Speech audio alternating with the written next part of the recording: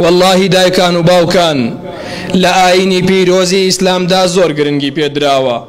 ئەو گرنگیە و ئەو ڕەحم و بەزەیەی کە ئاینی پیرۆزی ئیسلام باسی کردووە بەرامبەر دایکان و باوکان لە هیچ ئاینێکی تردا باس نەکراوە. ئاینی پیرۆزی ئیسلام هانی داوین بە جوانترین شێوە ڕێز لە دایکان و باوکانمان بگرین، بە جوانترین شێوە ڕێزیان لێ بگرین لە هەموو تەمەنیانە. ئەوەنەی کە تەمەنت هەیە لە خزمەتی دایکتدا لە خزمەتی باوکتدا فەرمانت پێکراوە کە بە جوانترین شێواز ڕێزیان لێ بگریت، نەوەکو لە ساڵێکدا ڕۆژێک ناونراوە ڕۆژی دایک، ڕۆژێک ناونراوە ڕۆژی باوک، تۆ تەنها لە ساڵێکدا ڕۆژی ئەوانت لەبیر بێنا.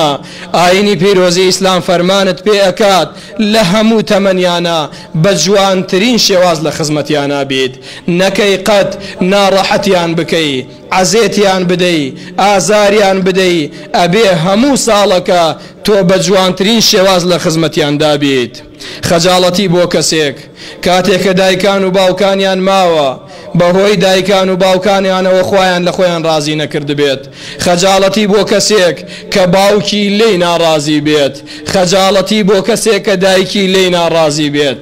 ئای چ خەجاڵەتیەکە کە باوکێک ئاواتە خواز بێ کوڕەکەی بگەڕێتەوە بۆ لای خوا ئەڵێ نەجاتم بێ لە دەستی، دایکێک ئاواتە خواز بێ کە کوڕەکەی نەجاتی بێ لە دەست کوڕەکەی چونکە عەزیەت و ئازاریانەدا. واللهی ئەو پەر خەجاڵەتیە.